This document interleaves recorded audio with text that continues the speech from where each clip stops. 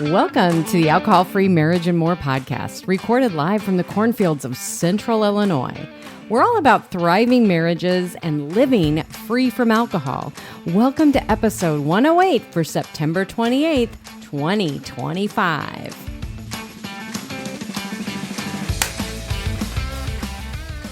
Well, hello there, children. Welcome back to another Alcohol-Free Marriage and More podcast. I am Matt, along with the always lovely Coach Amy. How are you, my love? I'm excited. She's psyched out of her mind, kids. Because of my drink of the week. Your drink of the week. Well, you got to pump your brakes with your drink of the week just for a hot second. It's been a busy weekend, busy day. Busy weekend, busy day. I know. You'd think, you get empty nest on, everybody's like, oh, you have all this free time, but then you fill it with other things. So it's not really, it's free time. You just do different things, I guess. It's different. It's still busy. It's been busy. Still busy. But when you're not busy, kids, busy with things that we want to do. Well, true.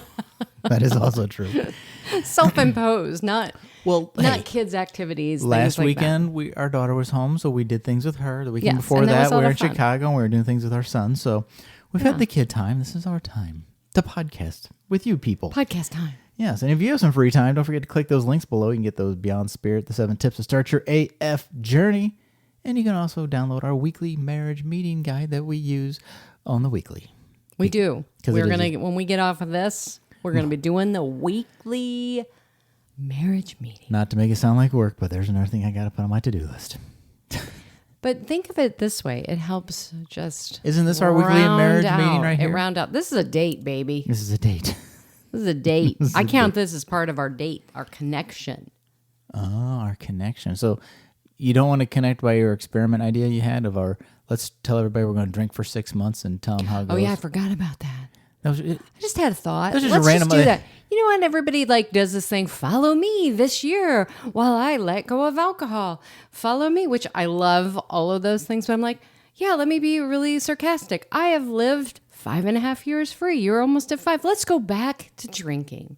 Let's see how we can completely systematically screw up our minds, bodies, and souls. well, and that's when you've kind of reached a different level, because when you bring something like that up, I was like, no, I'm like, Your reaction was the best. well, part of me is morbidly curious, not for 6 months, but what would happen? But I'm like, oh, that's an interesting experiment from a thought experiment standpoint.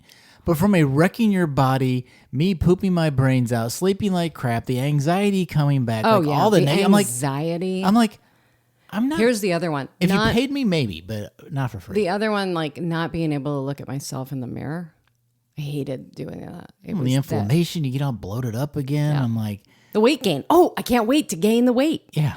I'm like, I love the empty calories. yeah. I'm like, I love the anxiety. All of those things. All of those benefits. if you put a video together like that, you'd probably get some views, but I feel like I don't want to do that. I don't either. and it's funny because, you look back on retrospect and you think if, give up alcohol for 30 days. Right. Well, let me just put it this way. I was never able to give up alcohol for 30 days. Right. I never was. I mean, people would say to me, hey, oh, you know what? I'm just going to take a break.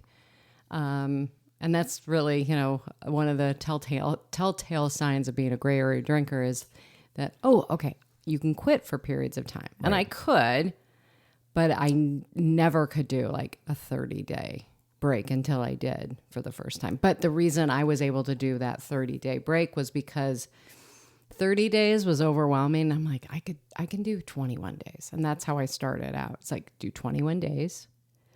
Then it was all right, well, I'm going to add a few more days on there. Let's do 30 days now. Okay, I'm going to try another 30 days. That's how I was able to, in my brain, justify. But see, I wouldn't want to go 6 months of drinking and then have to start all that process. Oh my gosh. Because it'd wreck your brain and you'd have to literally do that whole process all over again. It's yeah. Oh, missed texts, phone calls made when I don't remember. No. Oh, those were the best. Russian roulette, never knowing what was going to happen. I'm down with the idea of and I probably still won't, but we have our son's wedding. Maybe I'll have a glass of champagne to toast. But I'm the really idea of going back full tilt into it. I'm like, oh no way, no. Well, from people that I've worked with, usually it starts out with an occasion Right. that slips into another occasion comes up, and they're like, "Oh, well, I did okay with that," and then usually it ends up back to right where you were at. And so with our experiment, we were just going to go full back in. Let's just do it. Well, your suggested experiment. We weren't actually. We're not going to. We were. I don't think it's not. We were not going to do it. I mean, I have far too many benefits. Plus, I'm a coach.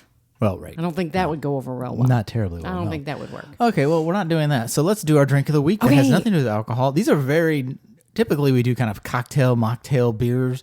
This is very much a departure from that. I would say mine is could be like a mocktail. Could be. I don't know what yours is, but share with what you've created. Amy.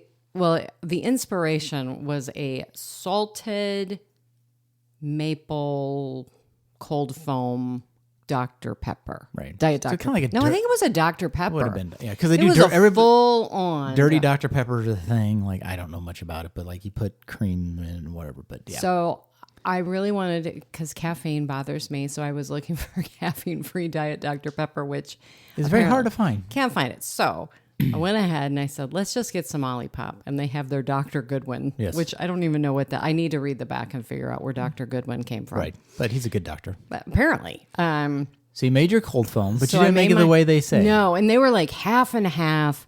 They were like 5 tablespoons of half and half, 2 tablespoons of maple syrup. That's 220 calories right there. Just the maple The syrup. maple syrup. Yeah. So I sat there. I'm like, okay, I want to see if I can create this. So we did the Diet Dr. No, you just did Dr. Goodwin. Dr. Goodwin Olipop. Right. And then I did half and half. And I only did, I think it was 3 tablespoons Of half and half. of half and half. And then I did a half a teaspoon Of maple syrup. syrup. And then a little salt. And then just a little bit of Did you Himalayan whip sea it? salt. Did you do the Cold foamed it up. Probably could have cold foamed it. And a I little didn't more, use a whole can either. but no. And I didn't use all of the. And your verdict? I really like it. Well, there you go. It's really good. Did you like it? You I thought it was tasted good. it. I'm not a huge fan of And Dr. I put cinnamon and not nutmeg. I'll be honest. Dr. Goodwin doesn't quite hold up to Dr. Pepper. I mean, Dr. Pepper is its own thing. It's not bad. It works in what you're doing to it because you're modifying it anyway. But I wanted it to be I will probably try to do the Diet Dr. Pepper.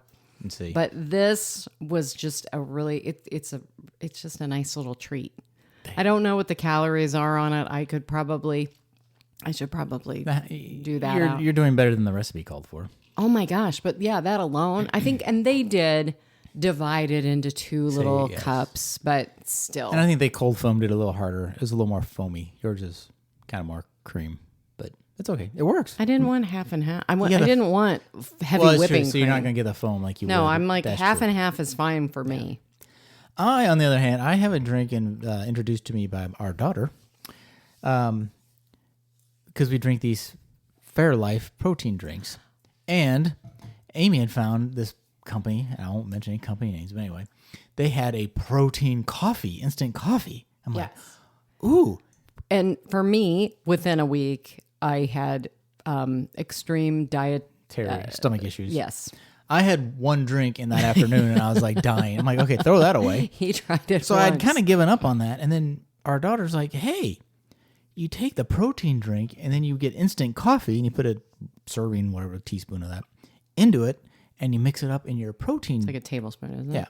And it makes I mean, A, it doesn't cause you gastrointestinal digestion problems.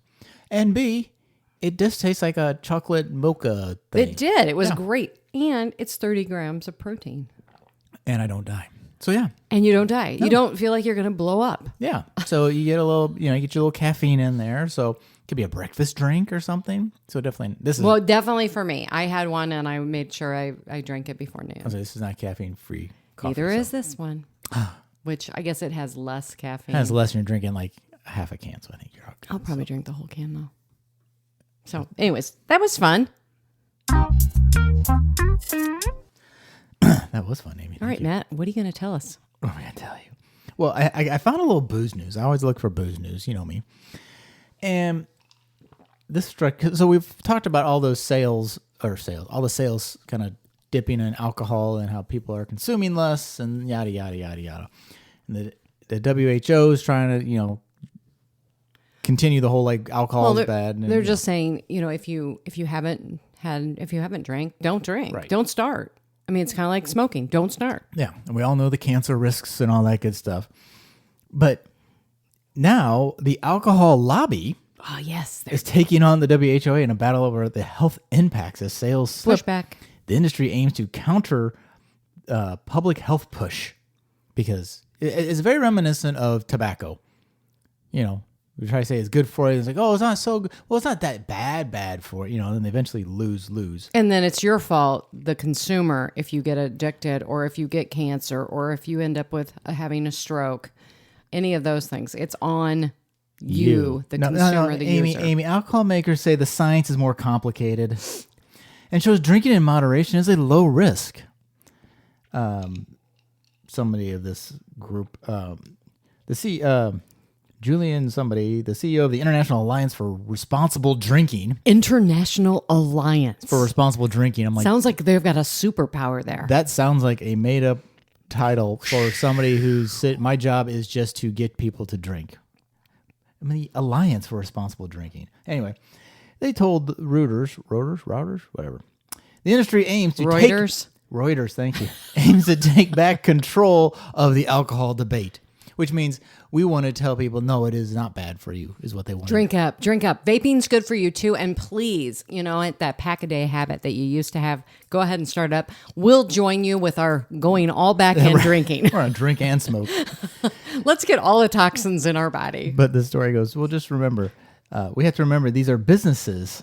They're there to make money. Yes. So they want to make money. It's just remember when you have that artificial dopamine that is hitting you, whether it is junk food, alcohol, social media, anything, any of these different things, follow the money. And I'm not necessarily against lobbying groups, depending on what you're lobbying for, but when you're literally lobbying to make people drink more, like we need to drink more and responsible drinking, and like come on now. Like, I feel like we're getting to the point where the cigarette companies kind of tip the scales. Like you're getting hard to make a debate. But I think the thing is, just like cigarettes are still around, there's still countries where cigarette smoking is booming and they make billions of dollars, or millions at least.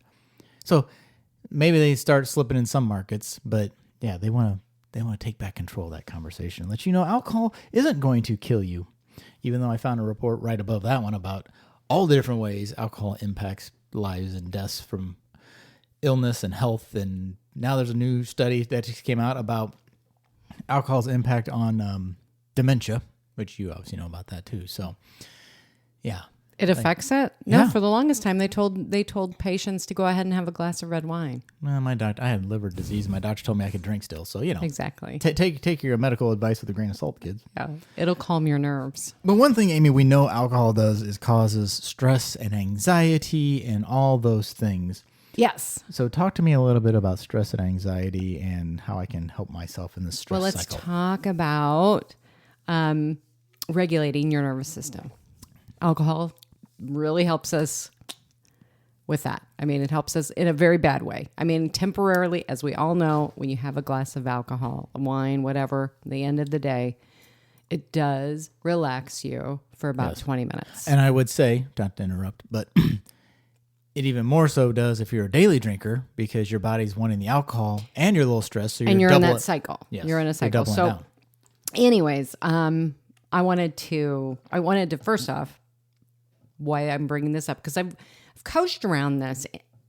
That's what I've been doing, is helping people in the past with that, like giving them tools, but I didn't have it all put together. Deal with stress? Or the stress of quitting? Just in general, like when I was working with clients and everything, it's like, here, let's do this. But when I just finished up about a month ago, I just completed Jolene Park's gray area drinking coach certification. And so this kind of tied it all in. And it's really about, when you're a gray area drinking coach, it's about providing accountability and resources to help that individual who is having a hard time regulating their nervous system. They're a gray area drinker. Right. And they need help regulating their nervous system because alcohol does such a good job. It's like it's the easy button, as we've talked about. We're like, oh yeah. Although I would argue alcohol is one step forward, two steps back in the long run. But yeah. But when you quit, you have no tool at all at that point. Yeah. So I wanted to first off, what is the official gray area drinking definition? What is a gray area drinker? It says a gray area drinker. This is Jolene's version. So gray area drinking is the space between every now and again drinking and end-stage drinking. And what is every now and again drinking, Matt? I don't know, Amy. Two or fewer drinks a week. Oh, a week? Oh, I only read 2 or fewer. I thought it was a day. It's very common in this category for drinkers to go weeks or months for, if you're in that every now and again. Go weeks, months. It's what we've talked about. Yes. My sister and Eric, they are They are the every now and again, Right. the magical unicorn drinkers, Yes. as we called them. Yes. And then there's no emotion. They attach no emotion to alcohol. None. Well, It's they just never like, gave it a job. They don't care. They don't, they're like, oh yeah, okay, well, we'll do a toast. Great. My sister would do a toast and then she'd put her drink down and it would sit there all evening. Right. They weren't drinking it for a purpose, a goal.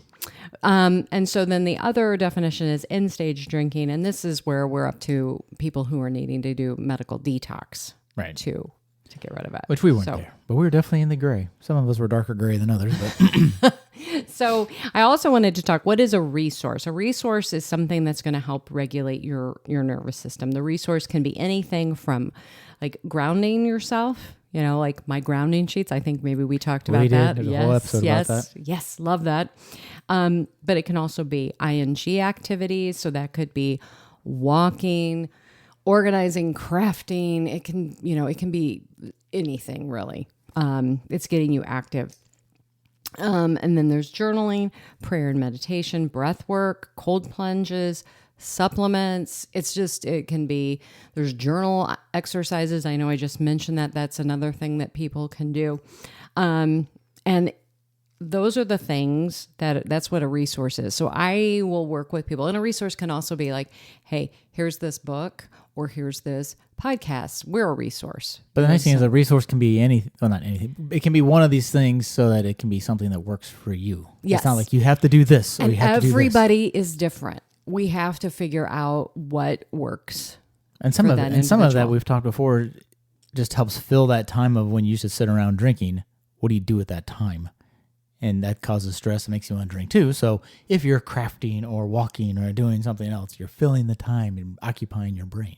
Well, it's even like positive intelligence, like doing those exercises too. PQ reps. PQ reps, that can be a resource as well. So the reason so many of us drank was we were using it to self-regulate, self-medicate our nervous system. So what we have to do is start the practice of self-regulation by taking a break from alcohol. When you take a break from alcohol, like 30 days, 90 days, you're actually giving yourself the chance to learn how to regulate your nervous system. Right. Now, but you can do this also if you are drinking, but it is going to be a lot harder. Well, I think that's the problem with like white knuckling is like you're not looking at any tools or ways to keep not drinking. You're just like, screw it, I'm just going to do things what I have, not drink, suffer, and then just start drinking again versus taking that time to look for ways to make the not drinking time more enjoyable and palatable instead of just, I'm going to white knuckle it just till I get to the end. Yes. And, So I wanted to also talk about the stress cycle. And I'm going to give credit to Functional Balance, Inc., and to Jolene for this. This is the language that I found from them. Basically, a person feels unsafe. So the stress starts to come up in your body. It can be physical, it can be emotional, it can be spiritual, and it doesn't have to be real danger. Normally, it's not. right. Well, most anxiety is not. It's not anxiety. Fear and anxiety. Fear is, oh my gosh, the lion is actually chasing me. Anxiety is, oh my gosh, I'm walking and is something going to happen to me? And I don't know. Is that mountain lion going to get you, Amy, finally? Yeah. So, or Matt. Okay. So this, obviously this isn't have to be real danger. It can be something your brain is perceiving as a threat. So then you start to have this physical tension come up. And so it could be that you start feeling tightness in your shoulders, or you start to clench, or maybe you start to feel the tense, that tense feeling in your chest, and maybe your breathing starts to become shallowed. I started to feel like, I'm starting to feel like antsy, and I'm coming out of my skin is one of the things I would say. So then your body sends these stress signals, the physical reactions in your body. It sends this message, and it's instant. It's not something that step 1 happens, step 2 happens, step 3 as you're walking through. No, this is all really quick. All of a sudden that tenseness, or your breathing starts to change. Your brain is automatically going, oh my gosh, danger, danger. We have to go into protection mode. Oh yeah, your brain wants to get back to how do we not feel this way? Mm-hmm, exactly. You want to get back to homeostasis. Right. So that increased perception of threat, the brain hearing these signals doubles down, and it says, if my body feels this way, something must be wrong. And so this increases that sense of threat. And so then that loop starts you back that you're not feeling safe. And then next thing you know, you're like, oh my gosh, I got to do something. What's happening? Right. And then that's when usually this can be like, oh my gosh, just like you described it, Matt. All right. Oh man, I'm so stressed from my day. I'm so stressed. Okay. Well, what does your body? Oh, he's stressed. What's the thing that makes this work? Yeah. Let's go have a drink. And so you get into this automatic loop, and you just reach for something. And then you start associating whatever that feeling was with alcohol fixing it. It's like, oh, when I feel like this, I have alcohol. Yes. So your brain just is like, okay, this is time of the day. We're not feeling good. It's time to have alcohol. Yeah. It's like, let's have a drink. Or it could be food. Or it could be, I'm going to go and I'm going to sit here and scroll, or whatever it is. It could be porn. Those are the things. So this is where I'm going to try to say this. Who knows if I'm going to be able to say this, but it's breaking this cycle of nociceptive sensory data. Sure, we'll go with that. All right, so I'm just going to call this NSD.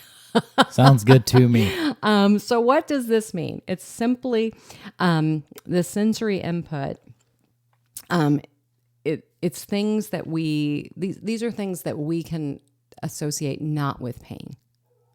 So we want to break the cycle with these actions. So it could be, so it can be things, these are the senses, things that we feel, see, hear, smell, taste, and those things that, they don't signal danger to us, depending on, that scenario. So it could be, all right, well, I'm going to go for a walk. So look for activity, look for things that fall into that category that don't trigger those things. Yes. And so your brain, so if you can do that, it can be touch. It can be like, I'm going to just, it's called, it's called havening, where you can just basically, you put one hand on each shoulder, and then you just gently touch yourself to calm yourself down. Kind of like hugging yourself. You can put your hand on your heart. This will release oxytocin. Put your hands on your heart like this, and then just deep breaths, inhaling and exhaling slowly. That is another thing to interrupt the stress loop. Oxytocin, not to be confused with Oxycontin. A little different. Exactly. So why does that help, Amy? So I am going to, so how do we break this stress? This step by step. You don't have this, Matt. Oh. I just did this really quick. Now, so how do we get this to work? I mean, that's basically what people are asking. How do I do this? How do I stop this? I'm in this loop. I know it's broken. How do I fix this? So one thing is, you have to do these practices throughout the day. So schedule yourself in, like, okay, I'm going to schedule like 5 minutes of breathing, where I'm just going to inhale and exhale slowly, and tying it in again with like creating tiny habits, atomic habits, tying it in like, okay, it's time for lunch. I'm going to go for a walk, or maybe I'm just going to sit and breathe. How often am I supposed to do this? I would do it. I mean, You can, I mean, honestly, when you're going to set this up, in order to get in touch with a dysregulated nervous system, you need to do it a lot. Like every hour? I would say every hour would be good. I have listened to a couple of podcasts where the therapists were actually saying, and I thought this was kind of crazy, like every 15 minutes. Oh, geez. Yeah, like to really get in touch with your body and the sensations in your body, because far too often, like me, I was not in touch with my sensations in my body. If Right. you were to tell me, Amy, you just need to calm down. You just need to do this. You know, you need to do some breath work, or you need to do what? Well, that's the worst thing you can tell somebody. Like, Just calm I down. have no idea. So as soon as you start feeling unsafe or having that physical tension come up in your body, you need to start to notice. So we've got to start noticing, like, I'm starting to feel tenseness in my shoulders, like back in the back of my neck. Like if I start to do this, I'm like, all right, something's coming up. What is happening? Or start set an alarm for every hour just You- to remind yourself absolutely. To think. breathe. Or just to think like, oh, wait, I am kind And I'm aware. I love that. I love that, Matt. Telling yourself, oh, I can feel the cycle starting and I can interrupt it. I can, and speaking that out loud, I can interrupt this. Right. Pausing. So I'm just going to do an example of with breath. So you're going to pause and you're going to breathe for 30 to 60 seconds by putting one hand on your chest or on your belly and then taking 3 slow breaths in. You're going to inhale through your nose and then you're going to exhale longer through your mouth. So, Matt, let's do it.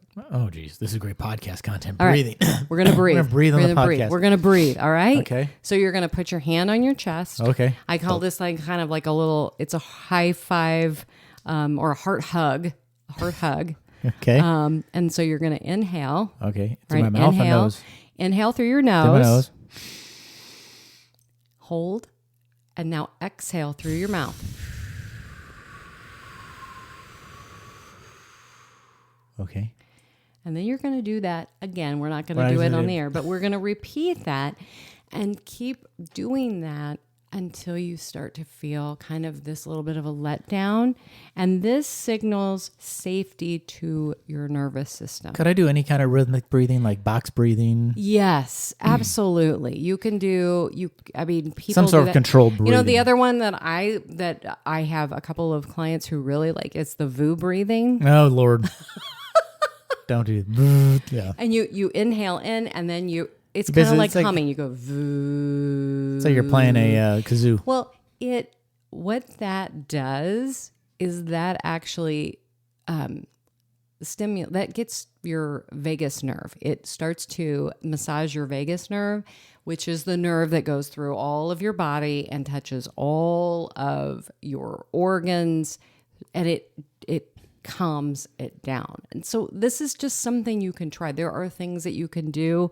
Like I sent you a thing earlier today, and it's I will say you basically, your tongue is in your mouth. Okay, yes. My tongue is always in my mouth. Good Your to know. tongue that's Okay. in your mouth.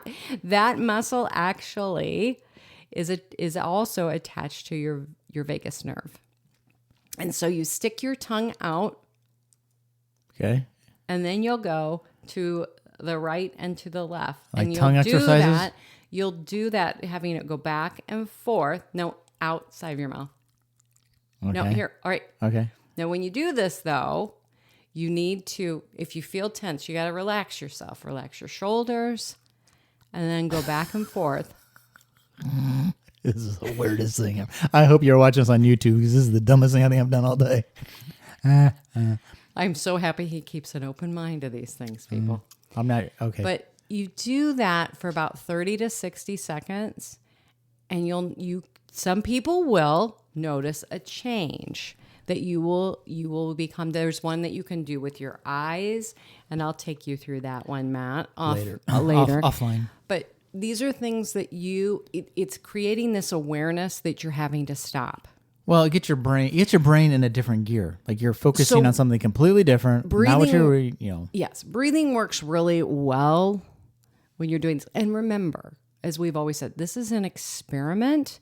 You're just seeing what comes up for you. Some of these might work better at the office than others. I don't think I want to sit at the office breathing obviously would work. But as I've even said, if you need to step away, like if you're example, you're at a holiday party, those are going to be coming up. You start feeling stressed out, like, oh my gosh, this is the first time I've been at an event without alcohol. You start to feel tension coming up in your body. You know what? You excuse yourself, you go to the restroom, and then you can do some deep breathing, some exhales, calm yourself down. And then that's going to help you be able to make decisions that are informed instead of going offline. Your brain goes offline when you're dysregulated. You're like, I'll just take one. Go back to what we know. So, you want to not overthink it. And I want to encourage you, just like Matt said, choose something. Choose something that you can repeat. Do that for a week. And whenever when you're doing it, write it down and go, okay, yeah, well, this is what I'm observing. Or maybe after a couple of days, you're like, yeah, this doesn't work. I don't like this. And I'm going to try something else. Okay, you know what? I'm going to go for a walk. Right. Walking works for me. Or I'm going to go and I'm going to organize. Whatever, yeah. And just being aware. It's being aware of those sensations that are coming up in your body and understanding that there is something I can do other than what I was doing, like having a drink. Does that make sense? It does. And then at the end of that, after you do this and you can redirect your mind, you want to celebrate it. And we've talked about this before. We want to celebrate that we didn't, that we broke the cycle. It's like, oh my gosh, I can't believe that I did it. Those are things that when we celebrate that enforces, like, oh my gosh, I've done this. Right. This is good. So that's going to build. Don't celebrate by opening a cocktail. Celebrate a different way. Yeah. Don't celebrate like I used to with Weight Watchers. Okay, I lost all this weight. Have a donut. Let's go have some chocolate cake and have a big meal. No, I don't do that anymore. No. So really, the big thing is the reason this works is your awareness. You notice the cycle starting, you interrupt it, you're using your sensory data to calm your nervous system, you're redirecting, so you're guiding your mind and body towards safety instead of spiraling. And then finally, you're reinforcing this because you're celebrating the wins, and this is going to help you strengthen that new habit. So you're not going to be able to do this perfectly. No. Definitely takes practice. But it takes time. It takes time. It takes practice. And over time, you are going to learn that you are going to have other tools that you can use instead of reaching for a drink or reaching for food or whatever it is. 110%. How is that, Matt? That was amazing, Amy. Did you like that? I did. I didn't know I was going to be sticking my tongue out on the podcast today, but here we are. Leave it to Coach Amy to find. You should see her bedtime routine. It takes like a half hour and has lots of weird noises. No, it doesn't. It does not. My morning routine. Your morning routine does take a while. My evening routine is a little shorter, but your morning routine is quite the. But it is all about taking breaks throughout the day, right? So that you're, even when you have a busy day, you can take 5 minutes and go for a quick walk, or 5 minutes and do some stretching, or breathing exercises. Well, even if you're not trying to quit drinking, these are all good things to do. Yes. Absolutely. Yes. Absolutely. Absolutely. Thanks, Matt. You're welcome, Coach Amy. So I think it's time for us to stretch. Oh, Lord. Stretch or whatever. Let's do some breath work. Let's do a cold plunge. We haven't done that for a while. The dog is in here, so I'll say we can go on a WALK. But not right now. Dare not say the word. It's too hot. It is too hot. Happy fall. Yeah, that crisp 90-degree air out there. Mm-hmm. All right, kids. So that's it for us for this week on the Alcohol-Free Marriage and More podcast. If you want to reach out to Coach Amy, that's Amy at amyedwardscoaching.com. We just switched that. We did just switch that. So you can still email her at amy@jointheotherSide.com too, so no worries there. And you can follow me on Instagram and Facebook. And TikTok.